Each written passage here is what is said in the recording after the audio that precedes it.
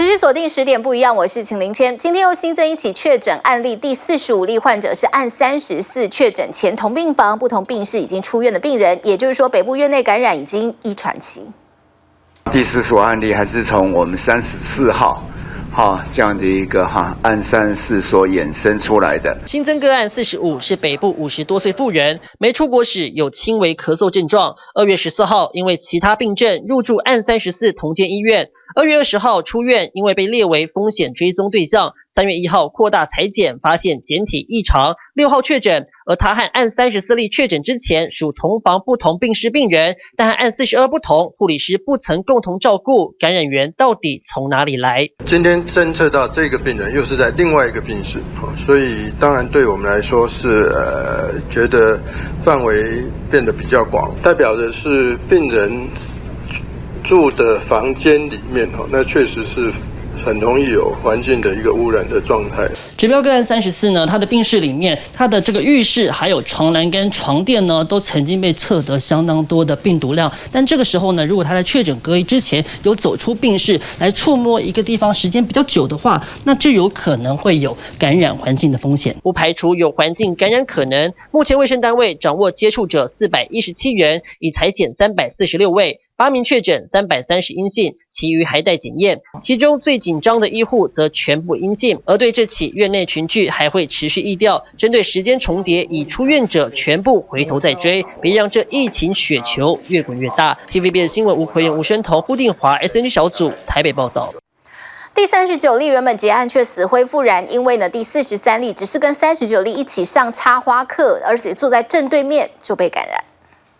平常上花艺课都会是和老师、同学使用同一张大桌，因为正面交谈的关系，因此对面的同学可能就是你最大的接触者。43例确诊原因正是和39例一同上了花艺课，而且就坐在正对面，有近距离飞沫传染的机会。第39例2月21号返台就出现咳嗽、喉咙痛，直到26号有胸闷、肚子不适、呕吐等症状加剧。228采检，隔天确诊，但24号、25号这2天的下午都跟43例一起上花艺课。43例3月3号的时候陆续出现症状，接着也确诊，让原本结案的39例死灰复燃。我们已经把这些可能都居家隔离了，或已经采检完毕了。换句话说，都在一个可以控制的范围。那接下来是居家隔离，他没有症状，那居家隔离满了。好，那这事情就算告一段落。好，当然中间有任何的症状，好，那我们就会进一步的采验。指挥中心掌握第43例，有9位接触者，已经采检2位，其他待检中。而只待短短2个下午，同班上课坐对面的同学就被传染。按39可能没有戴口罩，而且杜拜、埃及并不在需要被监控的范围。目前老师没有症状，有很大的原因可能是老师教课时习惯站着讲解，而且站在学生斜后方，因此没有像对面的同学有比较大的接触机会。不管是要喝水或者是要交谈，都注意一下距离跟口罩的问题。这样子。防疫期间，其他花艺教室也很谨慎，会做体温监测，呼吁戴口罩。另外，台北花市也预防停课，从3月7号开始暂停所有课程。至于39例，是因为当初从杜拜、埃及返台，并不符合居家检疫的条件。不过，指挥中心说，目前不能确定第39例是在杜拜还是埃及被传染，目前不会提升这2国的警示，但提醒，因为各国陆续出现疫情，民众出国都得提高警觉。TVB 新闻综合报道。而第44例是到菲律宾旅游回国之后确诊，只是菲律宾目前只有3例确诊，是不是有黑数？马尼拉自由行那都主要是在马尼拉市区。那有些参加一个 Loto Tour， 它总共有26个接触者。那已经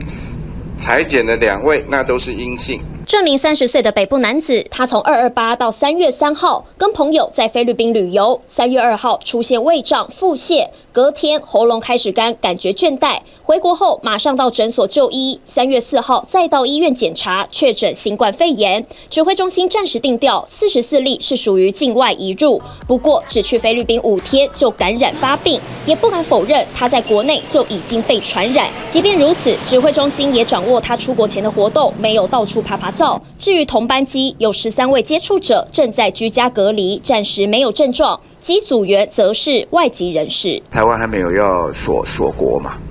所以基本上的一个交往它还是要的。不过根据疫情的变化，我们当然对于这种旅游的警示，或是边境的管理，我们可能都会做进一步的行动。我也几乎可以大胆的预测，州很快就会比这亚洲要来的多了。毕竟菲律宾当地确诊数只有3人，也被质疑当地可能有很多隐藏黑数，政府并没有能力做检验。尤其对菲律宾，我国暂时没有发布旅游警示。除了旅游警示1、2、3级的国家，其他旅客回台都不需要做基本的自主健康管理，就怕国际疫情升温，各国确诊黑数成为国内的防疫破口。TVBS 新闻综合报道。您现在收看的是 TVBS 新闻台。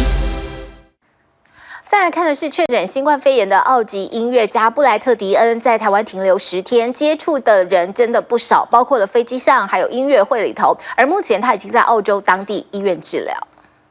澳籍音乐家布莱特·迪恩录影片向大家报平安，但他在台湾停留10天之久，行程也曝光。从2月23号晚间9点多入境，当时他填写健康声明说有咳嗽症状，但因为非来自疫区，也没明显症状，没有通报。而在24到26号，他参加彩排和开记者会，甚至接受专访。27号出现症状就诊，28号和3月1号2场表演，直到3月2号离开台湾，被判定属于境外移入个案，但明明曾在台看过医生，却成为漏网之鱼。会发生鼻子症状的很少，就是鼻塞、流鼻涕的比例非常低了，就不是那么想到这个疾病了。非典型症状让医生判断是感冒，直到5号确诊，指挥中心开始追踪，其中包含同台班机的机组人员。他们是曾服务过布莱特·迪恩的3位机师，加上13位空服。6号早上由长荣调空机到布里斯本把他们接回，入境后一人搭上一辆防疫计程车离开，但现在要追的还有跟他同班机的乘客。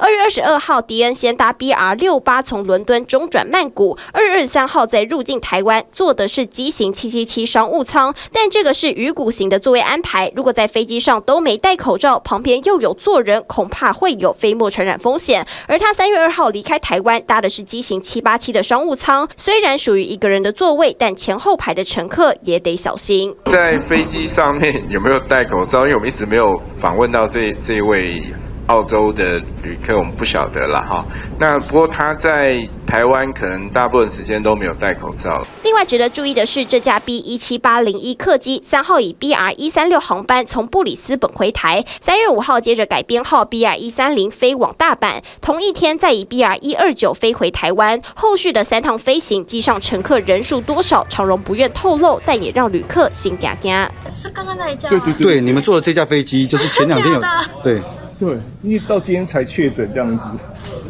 可是已经飞了3班了。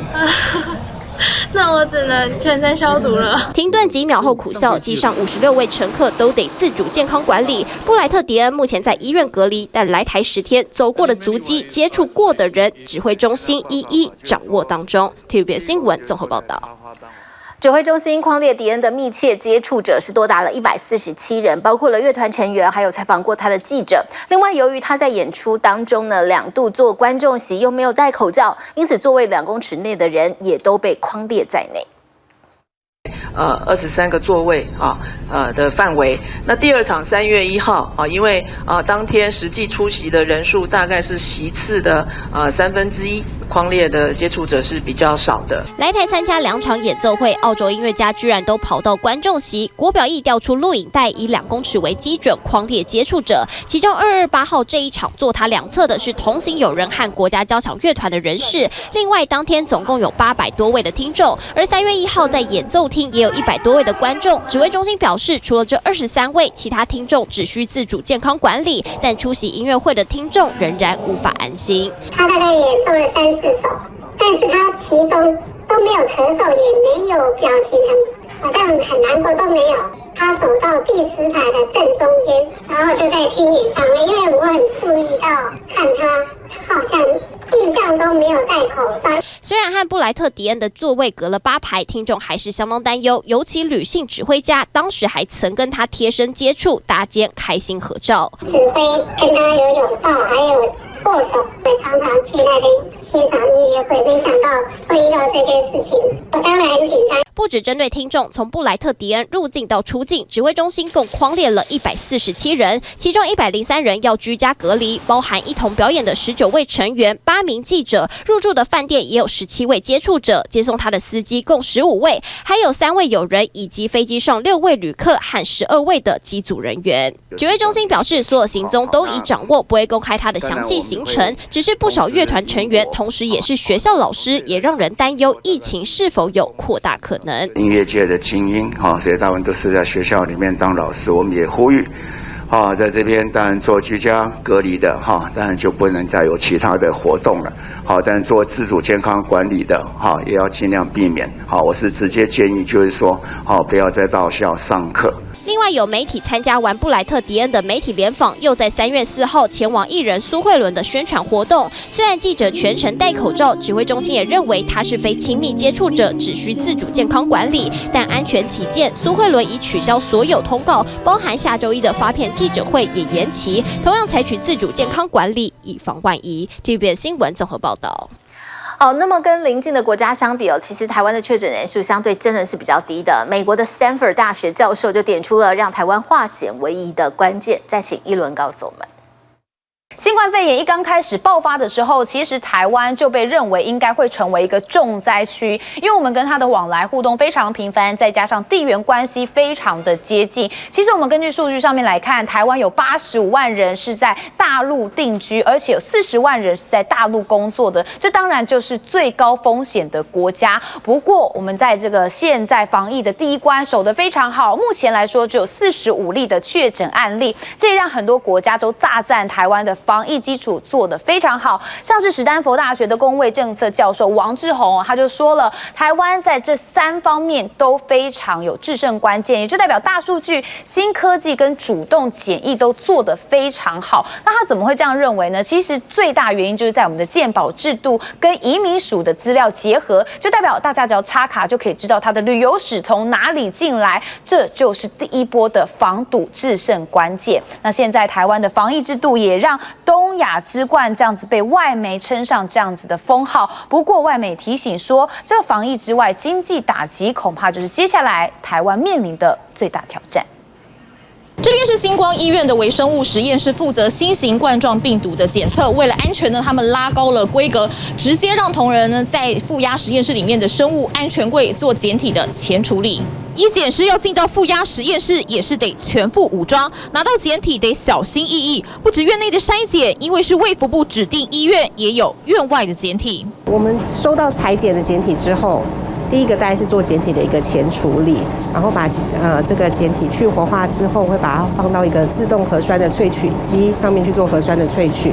那这个时间差不多要40分钟到1个小时，难免会人员有加班的时候啦，所以同仁有的时候可能要做到8、9点是常态，那有的时候会加班到10点这样子。为了防疫，每位同仁都很拼。拿到检体后做前处理要花半小时到1小时，之后做核酸萃取也差不多1小时，接着做 RT-PCR 核酸检测，一个批次最少就要花4小时。病毒很难搞，台湾第40例确诊个案，70多岁女性，是钻石公主号的旅客，在日本住院治疗，2采阴性后才出院返台，没想到回台下机后1采是阴性，2采时结果不明显，3采才确诊阳性。现在采到病毒有很多个不同的这个基因型，因为它基因是有在改变的啦。但是其实就临床上来讲，那病毒我们的身体在对抗病毒的时候，病毒量其实它不是固定的，它是一个动态起伏的。那当我们身体免疫力在对付它的时候，它可能病毒量就会下降。那它在生长的时候，病毒量会上升。阴阳反复出现结果的差异，可能因为采检时间、采检力道、采检部位都会有影响。已经恢复的病人，他可能已经没有痰了，或者是说在治疗过程中痊愈的病人，比如说他本来是被插管的，我们可以很轻易的取到痰的检体，非常的准。而当他恢复了之后，管子拔掉了，咳嗽跟痰的症状也减轻了，取不到痰，所以我们现在采检也不是只有咽喉跟痰，也有采血。那如果说收集比较大量的病人之后，而且在不同的时间点的这个采血，都有的话，那到时候就可以比较确定是不是真的阴转阳。就怕有漏网之鱼。中央流行疫情指挥中心指挥官陈时中对于解除隔离采取严格定义，必须3采阴性，经过专家会议同意后才能出院。而对病毒只能见招拆招，增加采检次数或者把每一次单次检验的敏感度提高。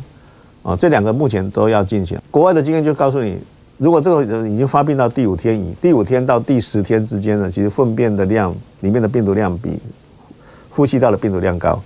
所以你去采粪便来验，反而会阳性，采呼吸道可能是阴性。所以我们必须根据这个病毒不同时期在不同检体里面的量来采不同的检体。新型冠状病毒被专家认为是演化的非常成功的病毒，很适应人类，从轻症甚至无症状也可以传染，导致很难防治。步步惊心，也步步为营。TVBS 新闻柯胜雄、王一杰台报道。而现在要管控疫情相关的大型活动，到底办不办，也成为了该审慎思考的点。对比邻近的日韩呢，其实他们对大型活动采取比较严格的管控措施，所以疾管署呢也提出了6大风险指标，像是有没有事先掌握参加者的健康状况啊，或者是活动空间是否通风，参加者的座位或者是距离如何等等。这1000人以下的活动，最好都要先写好防疫计划书。医师也呼吁，如果你真的要参加大型活动，相关清洁措施一定要更谨慎。尽管是适合出游的好天气，但乐园人潮明显少许多。现在除了进出要量测体温，场内也加强防疫管控。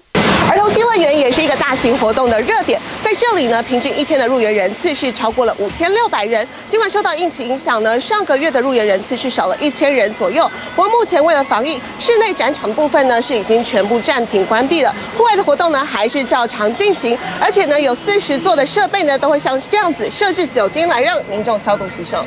如果没有大型活动，一般来讲，游客在假日呢，通常也会超过1000人以上。但是因为我们目前就是针对防疫的部分，特别加强设施，定时至少每4个小时会以擦拭消毒，甚至这个口鼻的接触哈，那手摸一摸，这手上沾有病毒，再摸到自己的口鼻，其实这就有可能导致这个病毒进到身体里面。还是以戴口罩、勤洗手这些最根本的自我保护的这样子的一个动作做起。人很多，那大家都是肩靠肩、背靠背，那么短的距离，那其实真的还会是一个疫情容易传播的一个机会啊。就怕大型聚会可能沦为群聚感染的媒介，卫福部定出明文规定，1000人以下的活动举办前，包括场域、通风性等，得先写好防疫计划书。群聚人数超过1000人以上，就属于群众集会，得经过风险评估。受到疫情影响，台北小巨蛋在3月份已经有3场的商演是确定取消了。而为了避免呢集会群聚感染，其实疾管署也提出了6大风险评估指标，包含了整个活动进行的时候能不能确认参加者的资讯，以及进行当中呢能不能确认大家都有戴上口罩，以及维持手部清洁。如果评估过后呢确认这个风险是偏高的，就会建议活动延期或者是取消。出入口的大手门把还有置物柜，这些民众常碰触到的地方，每4个小时定时消毒。清洁人员佩戴护目镜，也是为了避免可能的感染。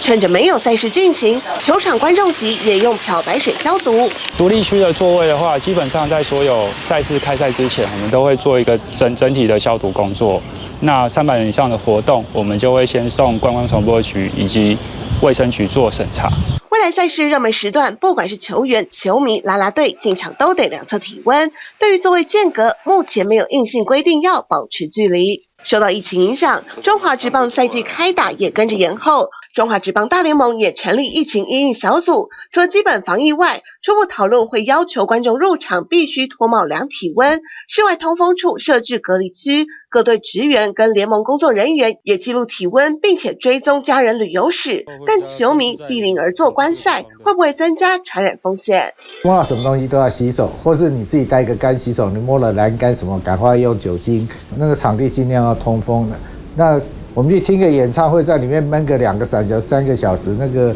如果当地的通风不好，那也是很危险的事情。那最好是都有戴口罩。临近的日韩疫情严峻，对于大型活动多以取消因应。尽管台湾在活动控管上相对弹性许多，大型活动办与不办怎么拿捏，成为防疫的一大难题。TVBS 新闻陈建敏、唐佩如台北报道。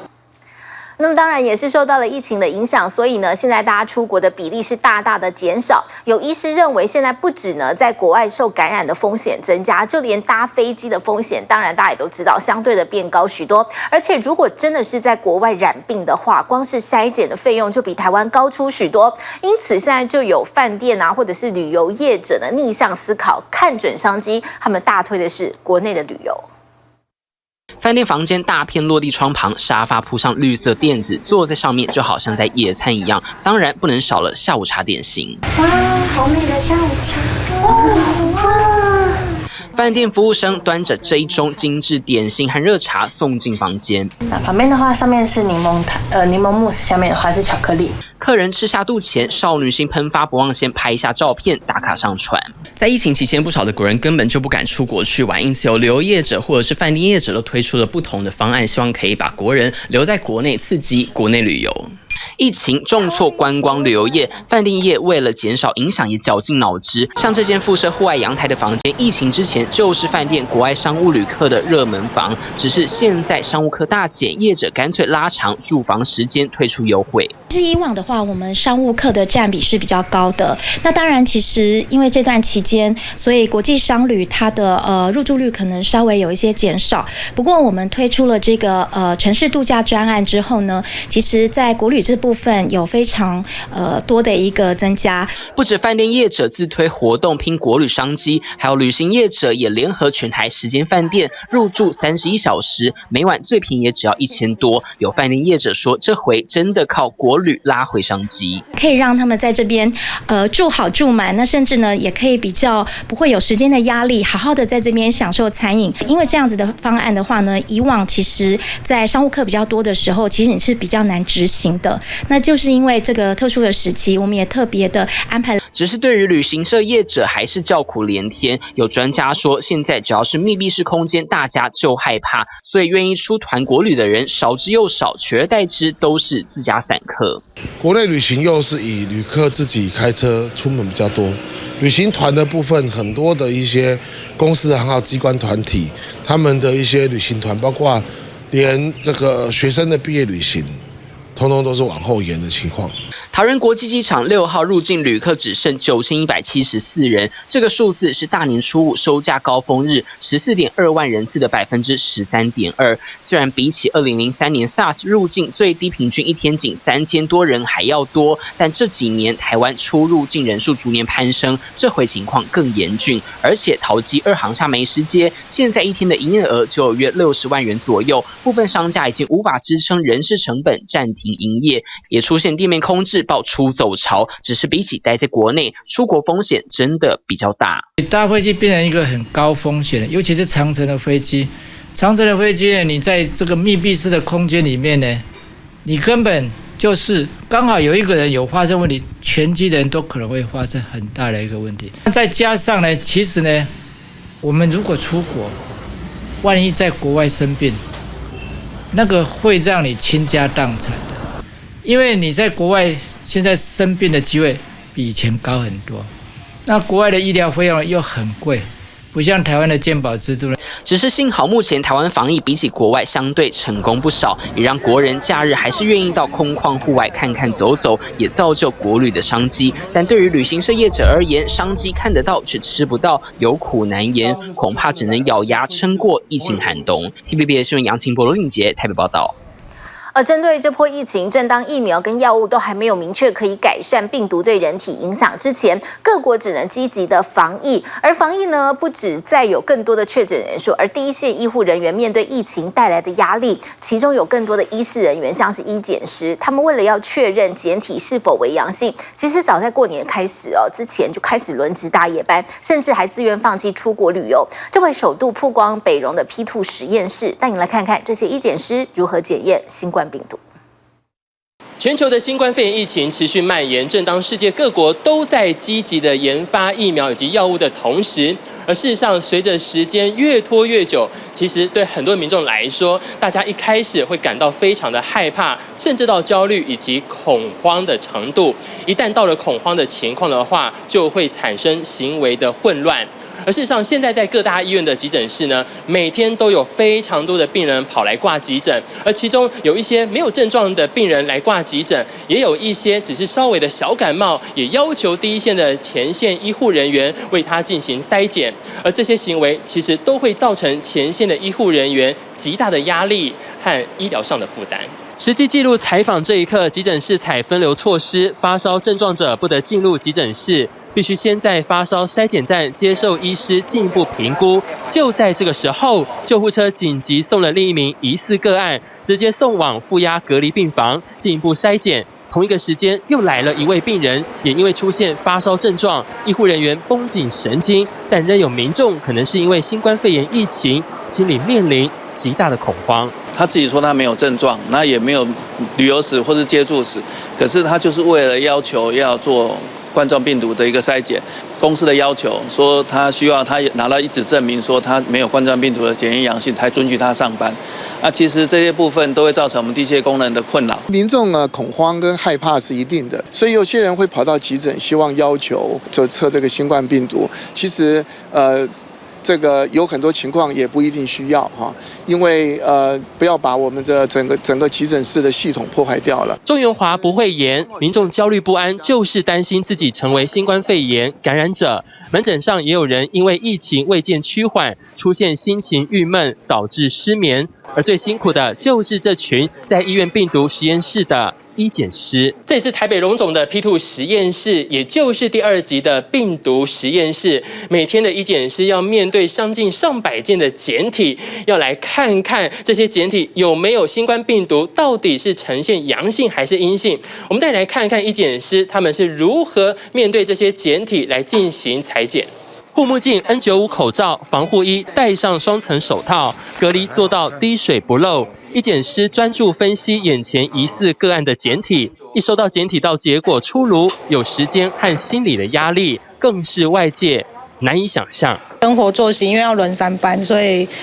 如果换到大夜班的时候，就要调整时差，就是跟我平常睡眠时间是不一样。就是希望这个疫情可以赶快结束。担任医检师8年的林小萱，为了配合政府和医院政策，自动放弃原本排好的赴日度假行程。为了因应新冠肺炎疫情，现在要和另外6位医检师轮值正常班、小夜班和大夜班，检验量能1天24小时，可应付80件检体。北荣病理检验部这里有全台最大的生化免疫分析仪，而所有的检体只要一送到这里之后，全部都是采自动化，为了就是要降低医检师感染的风险。同仁就非常努力，就取消了休假，然后一起大家努力把这个检验平台建立起来。医界指出，新冠病毒出现变异，会不会对人体出现新的疾病，或是增加疫苗研发的困难性，都还要再经过实验后才能谨慎评估。当前面对这未知的病毒，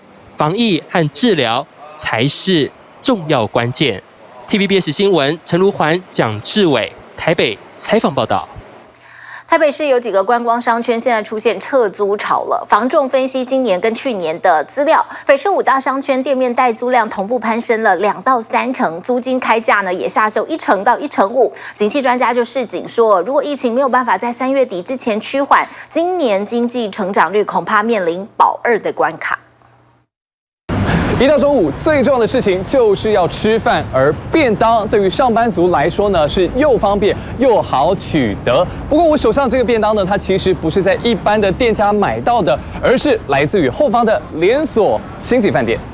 每到中午，饭店大厅一角变成便当专卖店，不时能看到客人前来取餐。而我们实际来到楼上的日式餐厅，饭盒刚包装起来，就会由服务人员分送到1楼。这其实是饭店因应疫情不得已采取的策略。因为现在疫情的关系，很多消费者他们都改变了他们的餐食形态，所以饭店呢就在这个时候特别推出了外带的便当。那其实不止一般的消费者会来购买之外，有很多公司行号也会跟我们来订购。虽然餐厅生意被影响，但是上班族用餐的需求不会变，因此改良菜色。泰式餐厅经典打抛猪变身便当盒餐，而酒吧的轻食料理也改装成盒装沙拉。目前饭店共6间餐厅跟进便当外带服务，有跟知名的一些美食外送平台合作。那其实，在特别这段期间的话，其实业绩的话大概有成长，大概10到15% 左右。疫情冲击全台服务业，尤其是知名的观光商圈，受害最深。像我们今天来到士林，你可以发现呢，从剑潭捷运站一走出来，对面的这个位置算是一个非常黄金的地段。原本生意非常兴隆的日记药妆店呢，在2月初的时候也确定撤出了，而且我们实际往里面走，其实状况比想象中还要严重。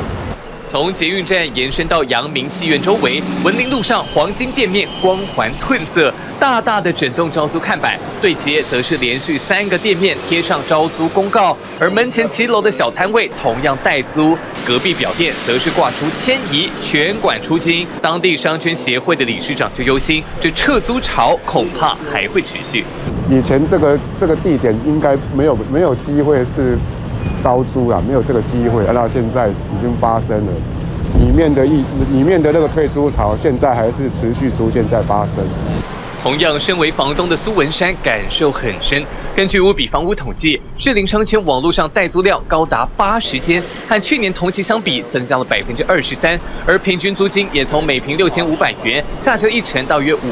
5800多元。但苏文山坦言，按照现在的情形，调降1成也没人要租。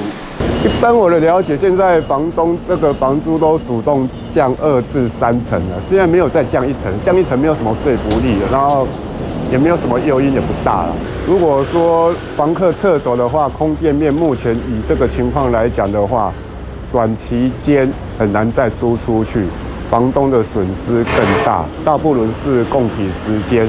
大家撑到这个疫情结束。商家营收锐减，但薪资、租金、利息等支付压力不减反增，只能咬牙硬撑。尤其台湾高达97%都是中小企业，这冲击不可小觑。目前短期对台湾的影响，就是最主要是先服务业的部分可是如果长期台湾制造业很多的产业，目前它没有感受到压力，是它有备料，